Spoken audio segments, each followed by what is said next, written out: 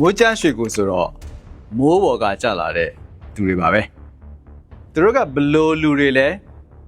ဘယ်အချိန်ကစပြီးကျွန်တော်တို့နိုင်ငံထဲမိုးပေါ်ကကျလာတာလဲပြောရရင်မိုးချရွှေကိုဆိုတာရက်ဖက်ဝင်ကြီးဌာနတွေမှာဝင်ကြီးဒုဝင်ကြီးညွန်မှုစတဲ့နေရာတွေကိုအမိတ်နဲ့ခန့်ထားတဲ့စစ်တပ်ဘက်ကအရာရှိတွေပါပဲ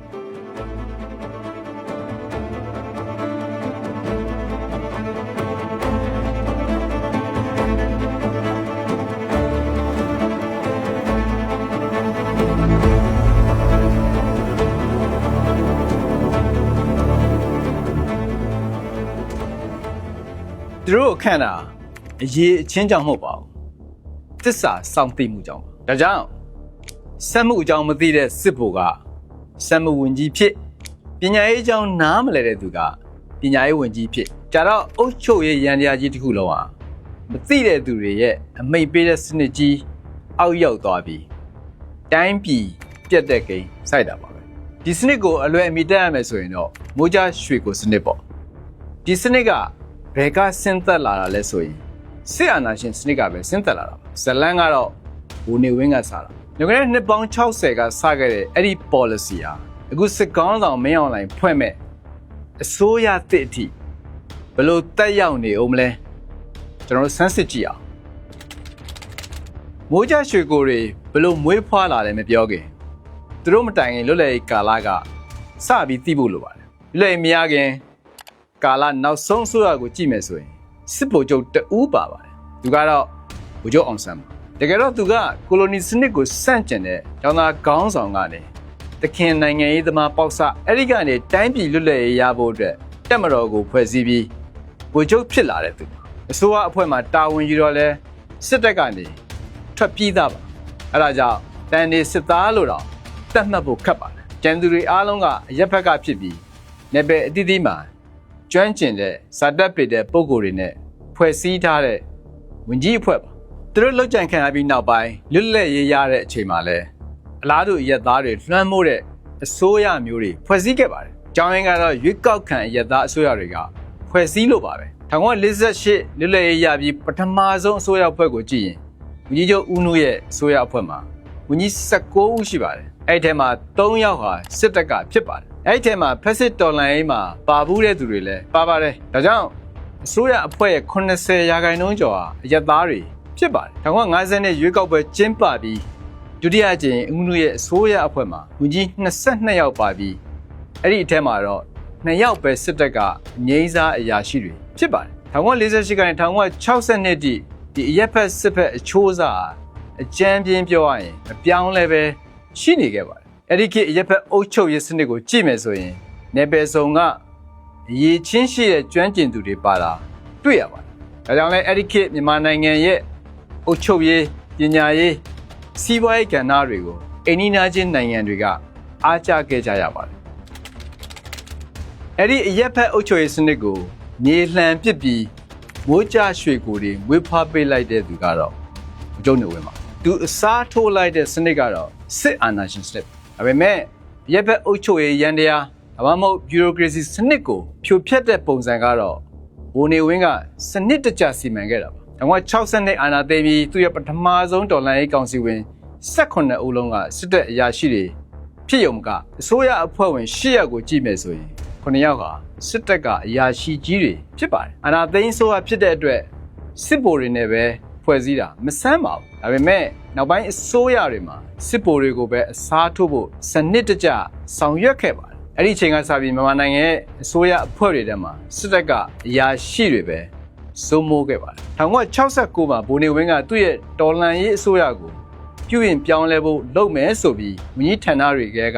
ရက်ဖက်အတွင်းဝင်ယာဒူးတွေကိုစတင်ဖျက်သိမ်းပြီးဒုဝန်ကြီးနေရာတွေကိုဖန်တီးခဲ့ပါတယ်1982ခုနှစ်အထိ၄နှစ်တာကာလအတွင်းမှာဒုဝန်ကြီးပေါင်း18နေရာကိုခန့်အပ်ခဲ့ပါတယ်အဲ့ဒီဒုဝန်ကြီးတွေအများစုကတော့စစ်တပ်ကလာတဲ့အရာရှိတွေကြီးပါအနှစ်ချုပ်ရရင်1960နှစ်အာဏာသိမ်းပြီးဗိုလ်နေဝင်းအုပ်ချုပ်ခဲ့တဲ့1988အထိ26နှစ်တာတလျှောက်လုံးမှာထိပ်ပိုင်းအစိုးရတွေမကဝန်ကြီးဌာနတိုင်းရဲ့ရက်သားအုပ်ချုပ်ရေးရန်တရားတစ်ခုလုံးကိုစစ်တပ်ကလာတဲ့မိုးချရွှေကိုတွေနဲ့စနစ်တကျအစားထိုးခဲ့တာပါ Strong Soldiers Failed Revolution ဆိုတဲ့1962ကနေ1988တိမြန်မာနိုင်ငံရဲ့စစ်တပ်အကြောင်းလေ့လာထားတဲ့စာအုပ်အရ1980နှစ်တွေကနေ1980နောက်ပိုင်းနှစ်တွေအထိအစိုးရဝန်ကြီး94ရာခိုင်နှုန်းဟာတာဝန်ထမ်းဆောင်ဆဲနဲ့အငြိမ်းစားစစ်တပ်အရာရှိတွေဖြစ်တယ်လို့သိရပါတယ်။အဲ့ဒီအချိန်ကာလကိုကျွန်တော်တို့အိမ်နီးနားချင်းဖြစ်တဲ့ထိုင်းနိုင်ငံနဲ့နှိုင်းယှဉ်ကြည့်တဲ့အခါထိုင်းအစိုးရထဲမှာစစ်တပ်အရာရှိတွေပါဝင်မှုဟာ25ရာခိုင်နှုန်းဝန်းကျင်ပဲရှိပါတယ်။အဲ့ဒီအချိန်မှာ1986ကနေ1989အထိထိုင်းနိုင်ငံမှာလည်းစစ်အစိုးရအုပ်ချုပ်တဲ့ကာလဖြစ်ပါတယ်။ဒီမှာလို့စစ်တပ်ကမိုးကျရွှေကိုတွေအစုလိုက်အပြုံလိုက်ခန့်ပြီးရပ်ဖက်အုပ်ချုပ်ရေးရန်တရားကိုဝင်ရောက်နေရာယူခဲ့ပါဘူး။ဒါအပြင်1982ကနေ1988ထိ6နှစ်အတွင်းစစ်တပ်ဝန်ကြီးဌာနတွေအပြင်မတ်ဆိုရှယ်လစ်လမ်းစဉ်ပါတီကိုလည်းစစ်တပ်အရာရှိ2000ကျော်ကိုရှေ့ပြောင်းခန့်အပ်ခဲ့တယ်လို့ဆိုပါတယ်ဆိုလိုတာကအစိုးရယာရုနေရာတွေသာမကတစ်ချိန်မှာပါတီနိုင်ငံရေးဘက်ကနေခေါင်းဆောင်ဖြစ်လာမဲ့လူတွေကိုပါစစ်တပ်ထဲကနေကျပို့ထားတဲ့သဘောပါပဲ2025ရွေးကောက်ပွဲမတိုင်ခင်စစ်ကောင်းဆောင်မင်းအောင်လှိုင်လည်းသူ့ရဲ့ဗိုလ်ချုပ်တွေကိုကြံ့ခိုင်ရေးပါတီဘက်ကိုပို့ခဲ့ပါတယ်ဒါကဗိုလ်နေဝင်းရဲ့လမ်းစဉ်ရဲ့အမွေအနှစ်ပါကျွန်တော်နိုင်ငံရဲ့ကျွမ်းကျင်တဲ့အရက်ဖက်ဝန်ထမ်းတွေနဲလာခြင်းဟာစစ်ဗိုလ်ချုပ်တွေကသူတို့စစ်တပ်အရာရှိတွေကိုမိုးကျရွှေကိုတွေအဖြစ်အစားထိုးခန့်ခဲ့လို့ပါရက်ဖက်တဲ့ဝင်လာတဲ့စစ်ဗိုလ်တွေကကျွမ်းကျင်တဲ့ရက်ဖက်ဝန်ထမ်းတွေကိုတပ်ပုံစံနဲ့အမိတ်ပေးဆရာလို့တော့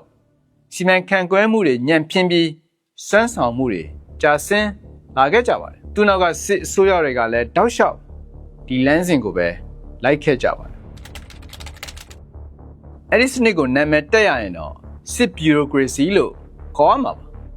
ဒီစနစ်ရဲ့အဆိုးဆုံးဆိုးကျိုးကတော့အစိုးရရဲ့စွမ်းဆောင်ရည်ကျဆင်းပြီး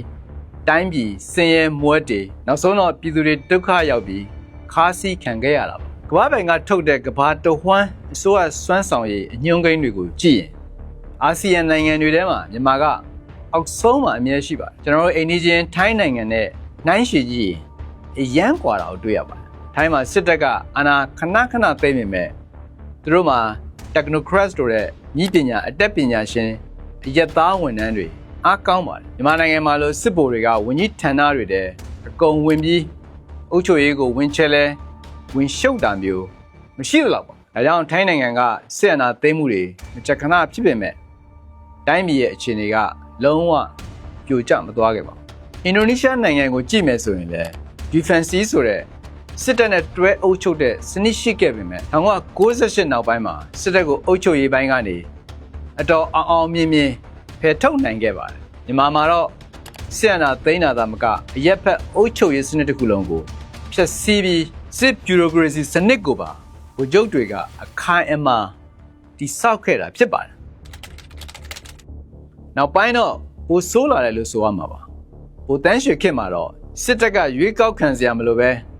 တပ်အရာရှိ25ရာခိုင်နှုန်းကိုလွှတ်တော်ထဲခန့်အပ်နိုင်ခွင့်ကိုအခြေခံဥပဒေထဲထည့်သွင်းရေးဆွဲခဲ့ပါတယ်ဥပဒေပြုရေးမန်နိုင်တဲ့အထိကျူးကျော်လာတဲ့သဘောပါသူတို့ကိုပါလီမန်ထဲကမိုးကျရွှေကိုတွေလို့ခေါ်ရမှာပါဒီလိုပြဋ္ဌာန်းတာစစ်ဗိုလ်တွေကနိုင်ငံရေးမှာတောက်လျှောက်ဦးဆောင်ပါဝင်နိုင်ဖို့နောက်ရွေချက်ကသူတို့ကိုသဘောမကျတဲ့အရက်သားအစိုးရတက်လာရင်ကာကွယ်ဖို့အတွက်ကြိုတင်ပြင်ဆင်မှုတွေဖြစ်ပါတယ်ပြည်ပြောင်းလဲရေးသမားဆိုတဲ့သမ္မတဦးသိန်းစိန်အစိုးရလည်းပဲဒီမူဝါဒစိုးကိုကုစားဖို့ရွေချက်မရှိခဲ့ပါဘူးသူရဲ့စစ်တပ်အတိုင်းဝန်းကိုအခွင့်ထူးမပေးပဲလူမှန်နေရာမှန်ယာရုခန့်အပ်ဖို့မဆောင်ရွက်ခဲ့ပါဘူး2017မှာဗိုလ်ချုပ်အောင်ဦးသိန်းစိန်ဟာသူရဲ့အရက်သားအစိုးရကိုဖွဲ့စည်းတော့အစိုးရဝန်ကြီး36နေရာမှာ29နေရာကိုတာဝန်ထမ်းဆောင်ဆဲဗိုလ်ချုပ်တွေနဲ့ဗိုလ်ချုပ်ဟောင်းတွေကိုပဲခန့်အပ်ခဲ့ပါတယ်အဲဒီနောက် NLD အစိုးရလက်ထက်မှာတော့ပြောင်းလဲမှုအချို့ရှိခဲ့ပါတယ်2016 NLD အစိုးရစဖွဲ့တဲ့အချိန်မှာဝန်ကြီး25ဦးထဲမှာ20ကအရက်သားတွေဖြစ်ပြီးတက်ကဗိုလ်ချုပ်ဟောင်း2ယောက်ကိုဝန်ကြီးအနေနဲ့ခန့်ခဲ့ပါတယ်နောက်ထပ်3ယောက်ကတော့တက်ချုပ်ကခန့်တဲ့ဗိုလ်ချုပ်တွေဆိုတော့အရက်သားဝန်ကြီးရာခိုင်နှုန်းပြန်များလာတဲ့သဘောပါပဲဒါပေမဲ့ပြဿနာကအစိုးရအုပ်ချုပ်ရေးစနစ်ထဲမှာအရင်တည်းကရောက်နေပြီးသားစစ်ဗိုလ်ဟောင်းတွေကပြည်ပြောင်းလဲမှုတွေကိုအတွင်းကဟန်တားနေတဲ့သူတွေဖြစ်လာခဲ့ပါတယ်သူသဖြင့်ညွန်မှုညွန်ကျုပ်တွေနဲ့အများတန်းအတွင်းဝင်တွေပဲဖြစ်ပါတယ်အဲ့ဒီစနစ်ရဲ့နောက်ထပ်ဆိုးကျိုးတစ်ခုကတော့ အုံနောက်ယိုစီးမှုပါပဲတင်းတော်တဲ့နေရာမပေးခံရတဲ့အသိပညာရှင်နဲ့အတတ်ပညာရှင်တွေတိုင်းပြည်ကိုစွန့်ခွာခဲ့ကြပါတယ်ဘိုနဝင်းခေတ်ကလေးကအသိပညာရှင်အတတ်ပညာရှင်တွေကိုတန်ဖိုးမထားတဲ့အာဏာရှင်စနစ်ကနိုင်ငံရဲ့လူအရင်းမြစ်တွေကိုဖယ်ထုတ်ပစ်လိုက်တာဖြစ်ပါတယ်ဒီ policy ဟာစစ်ဗိုလ်ချုပ်တွေအုပ်ချုပ်တဲ့ခေတ်အဆက်ဆက်ဒီနေ့ထိဆက်ရှိနေတုန်းဖြစ်ပြီးတိုင်းပြည်ရဲ့အသိပညာရှင်အတတ်ပညာရှင်တွေဒီနေ့ထိဆုံးရှုံးနေရသေးပါဒါအတိုင်းပြည်ကိုစီမံခန့်ခွဲဖို့တဲ့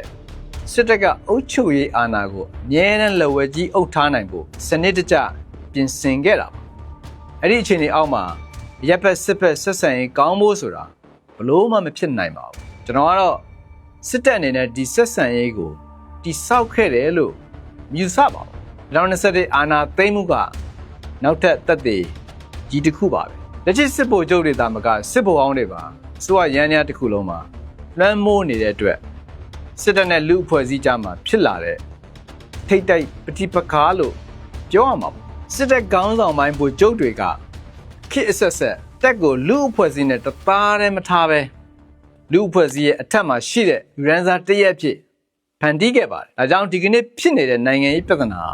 ပြည်သူနဲ့စစ်တပ်ကြားကယူရန်စာပြဿနာတစ်ခုလို့ပြောရမှာဖြစ်ပါတယ်။တိုင်းပြည်ကိုဖိနှိပ်အုပ်ချုပ်နေတဲ့စစ်တပ်နဲ့အများပြည်သူကြားက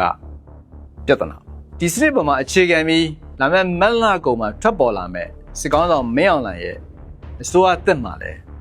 မိုးကြရွှေကိုတွေပို့လို့တော့ညားနိုင်ပါသေးတယ်ဒီတစ်ချိန်တော့သူကိုယ်တိုင်ကလည်းမိုးကြရွှေကိုကောင်းကြိုကြီးဖြစ်နိုင်ပါတယ်အနှစ်ချုပ်ရရင်မိုးကြရွှေကိုစနစ်ဆိုတာ